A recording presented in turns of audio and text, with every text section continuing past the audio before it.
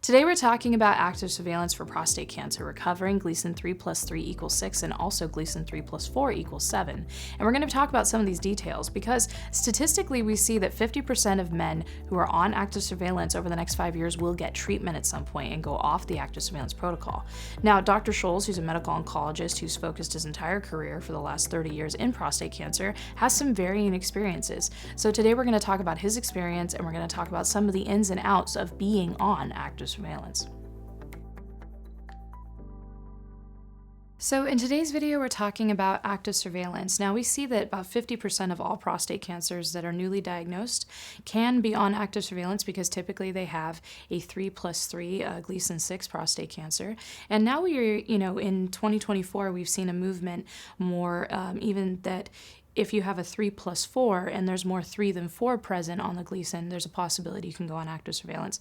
But before we move forward with that, can you define what active surveillance is when it comes to prostate cancer? Active surveillance is a unique approach for prostate cancer because certain clearly identified subtypes like Gleason 3 plus 3 don't spread. Since treatment can have more side effects, it's logical to watch it rather than to treat it. When it comes to active surveillance, would you say now, here in 2024, it's widely accepted, whereas 10 years ago it was more almost controversial that you would watch any form of cancer? Well, it's certainly been codified by the American Urologic Association, the American Society for Clinical Oncology. The academicians agree that active surveillance is a well-received and validated approach. The doctors are still getting used to it. The system was never really set up to watch. The system was set up to treat. And so you're asking physicians who are trained to treat to kind of repurpose their skill set and morph into a different type of doctor who's now monitoring rather than treating. So we want to talk about, how someone stays on active surveillance and how someone even gets off active surveillance at some time, like what those triggers would be. But what is the criteria of what they would do to get on active surveillance in the first place is just a brief overview. When you look at centers that are reporting half of the people who embark upon active surveillance over the next 5 to 10 years end up getting treated, that suggests that the men that are embarking upon active surveillance maybe weren't evaluated thoroughly enough, in particular with MRIs, to ensure that they are good candidates to go on active surveillance in the first place. One of the problems with the standard approach, which is to do random needle biopsies to ensure you're not missing anything, they stick needles all over the prostate looking for higher grade cancer, is that it doesn't sample the front of the prostate. It samples the back of the prostate really well because that's where 90% of the cancers are. But 10% sit in the front of the gland and they won't be sampled by these random needle biopsies. And that is an area then being undersampled can harbor a higher grade cancer that the doctors don't know about. And I think this is part of the reason you're seeing the people who go on active surveillance that over time, some of them they're discovering have higher grade tumors and they need to go off treatment. The other reason, of course, is that as long as a man has a prostate, he can get a new cancer. Prostate cancer is the most common cancer in men, and it's not an uncommon thing for men to have more than one cancer, and men can develop new cancers. In properly selected people, men with a low risk for their cancer progressing still are at risk for a new cancer showing up, and those individuals are the ones that we want to be on the lookout for. So if you have an MRI then, can they see the front and the back of the prostate? And if there is a tumor on the front of the prostate, can you do a targeted biopsy for that front tumor? I think this is one of the really wonderful things about MRIs, is that they see the front and the back of the prostate equally well. And now that we have technology that can use those MRIs to direct the needle right into the area of concern, it can take all the uncertainty out of this question of whether we're missing something in another part of the prostate. So the MRIs are a perfect complement to this uncertainty and answer the question so thoroughly that MRIs, as of modern times, should be considered a standard approach. Before I get to my next question, I just wanted to ask you, please hit that subscribe button. It is a great way to support the channel and what Dr. Scholes and our team does. And also, you can support us financially at pcri.org/donate. Now, we have an in-person conference coming up in September, and it's a great way to get your questions answered. You can find out more at pcri.org/conference. Now, back to my conversation on active surveillance with Dr. Scholes. If somebody is going to get a random needle biopsy, ask for a targeted biopsy, get an MRI, and they can target that lesion that the MRI sees, if you have a targeted biopsy and you have a good MRI, those combined together, what is the margin where maybe we would miss something? To throw a number out, let's say 10%. But the good news is that the 10% that is so-called missed is by definition going to be very small and has a propensity for spread or metastasis that is tiny. One could argue maybe we want to miss those.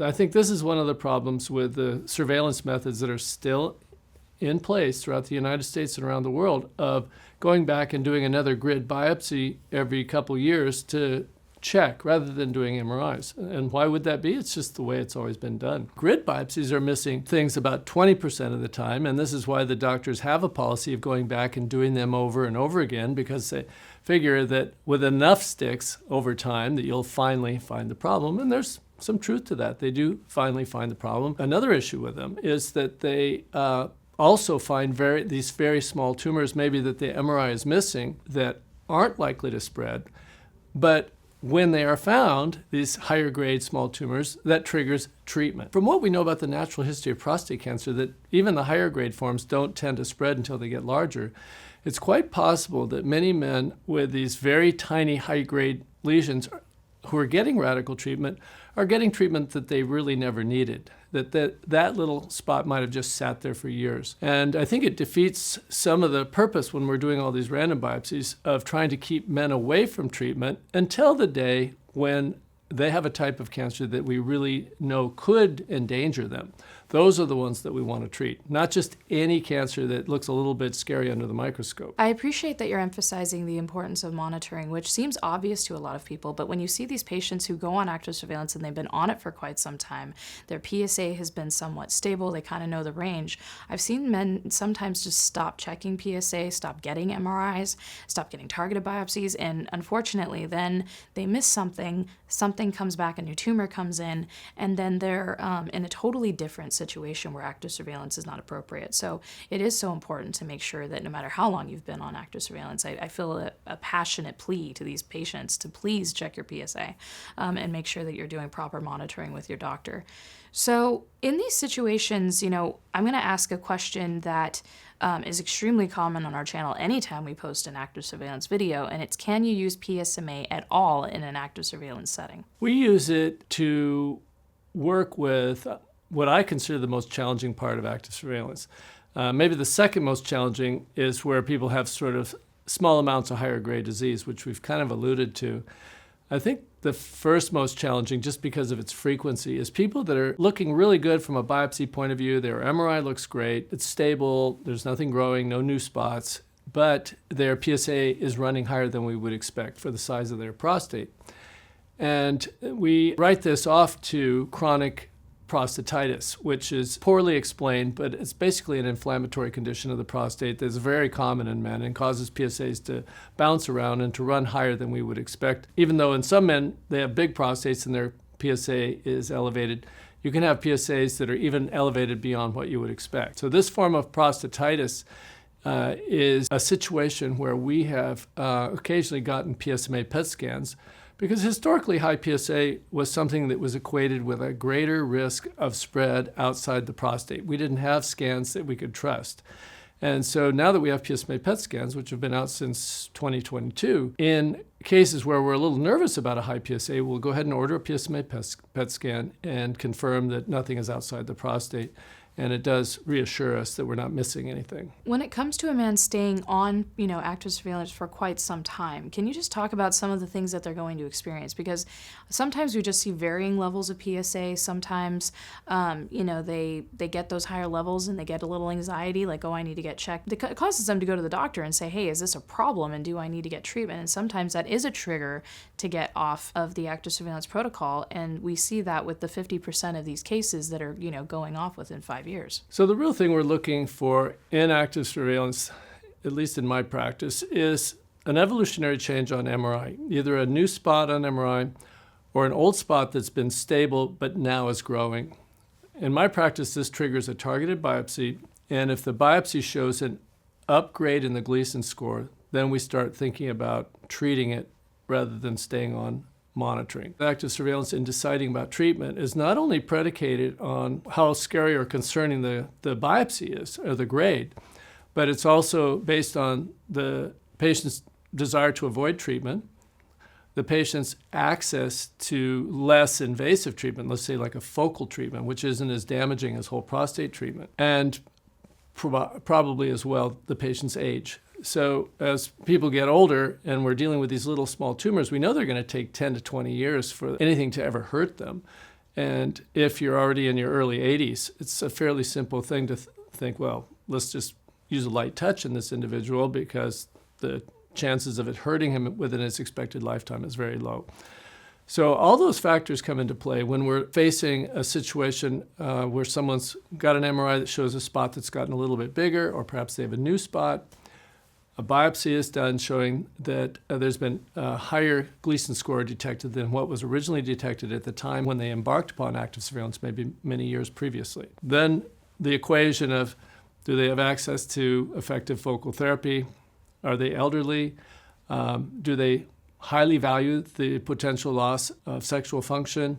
And maybe they're willing to assume a little more risk. Those are the factors that we're weighing as we consider whether or not someone should go off of active surveillance. So would any of that protocol change in patients who are 3+4, so Gleason 7? I think it's only the 3+4s where we're starting to consider that. And then as it goes up higher, we consider even more strongly intervening with some sort of treatment. Treating people with 3+3 is almost, in my mind, sort of like a prophylactic treatment. You've heard of Angelina Jolie and how she had her bilateral mastectomies because she had a specific mutation that could have led to breast cancer someday, and as a precaution, she had the surgery done. Men who have 3+3 have something far less dangerous than BRCA mutations, and to treat 3+3, in my mind, would be like having a prophylactic prostatectomy against the concern of getting prostate cancer someday, because the 3+3s don't spread, as we well know. So unless we were dealing with something above a 3+3, I think discussions about treatment should be withheld altogether. What about in situations where you have a patient who had genetic testing right when they were diagnosed, they have that BRCA mutation, they have a Gleason 6? Would you say that it's still safe for them to continue on active surveillance with this type of monitoring? I would. There are other eminent experts that are uncomfortable with that idea. I personally trust the active surveillance process. People are trying to answer all future questions in the present tense. They look at the grade and they say, it could misbehave someday, or look at the genetics, it could misbehave someday.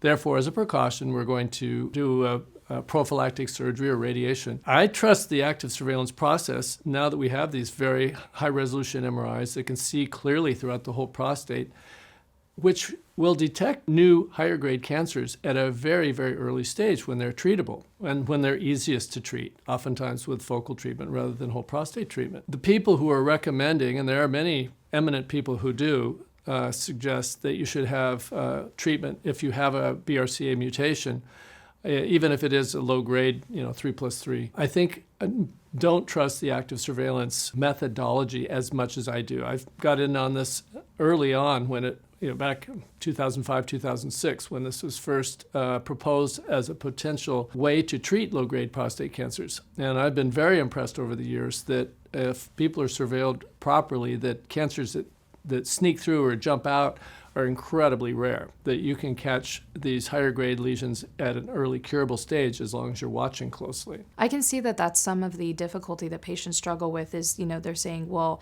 I have the word cancer, why are we watching it? Now there is some 4 present, so why are we watching it? And we do see that there is a variance in academic centers. Now we're starting to see a trend where people are more willing to watch this 3+4, but the emphasis is really on the monitoring process and how important it is that they are getting these sequential checkups where they're making sure that it's behaving properly and that not, we don't have something new or something growing. So I think that is tremendously important for patients to focus on. Is it's very active when it comes to the surveillance. It's not just like, okay, you're fine and we're telling you to walk away. So let's talk about just kind of the stress, the anxiety of dealing with having cancer in your body. Because I think that this, especially in, media and everything that we see, you think the word cancer, you think cut it out. I think a lot of men struggle with the idea that they're just going to live with cancer in their body. And if it is, not it doesn't have potential to metastasize, why are we even calling it cancer?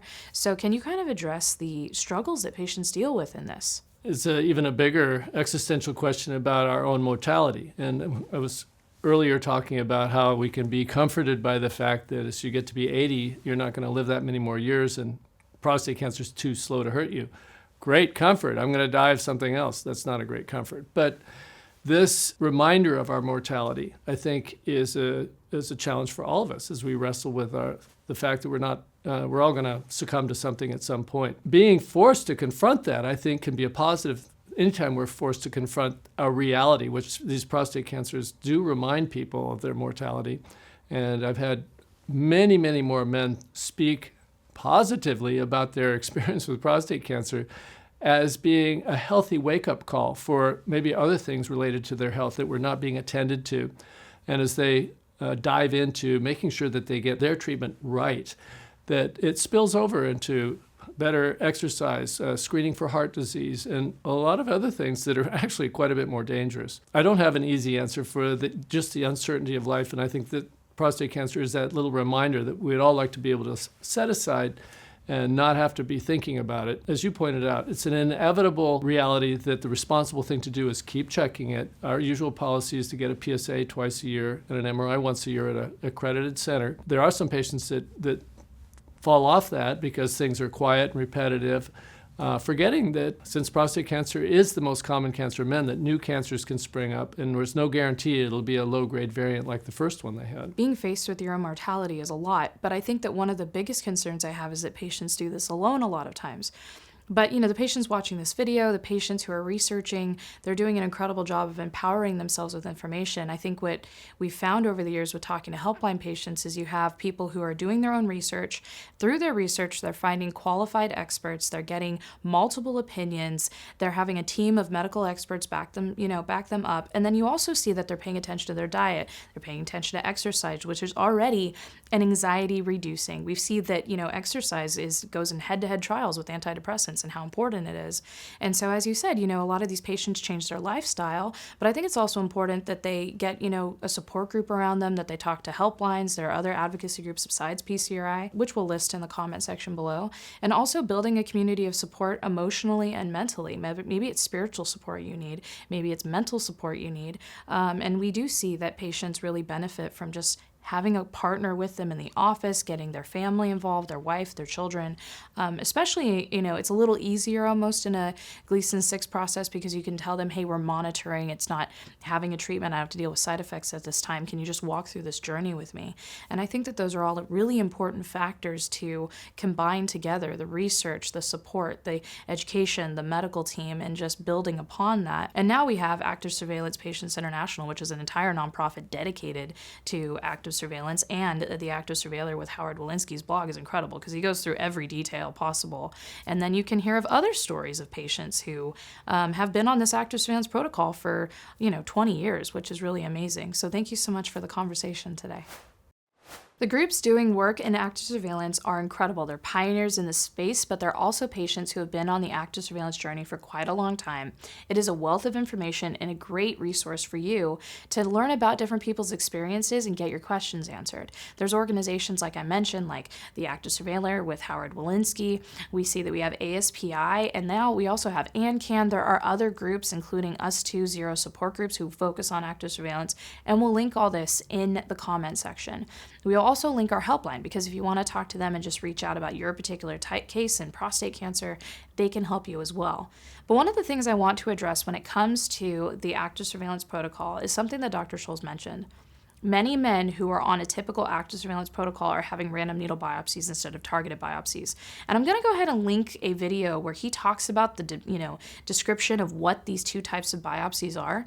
But with random needle biopsies, you have a higher risk of infection.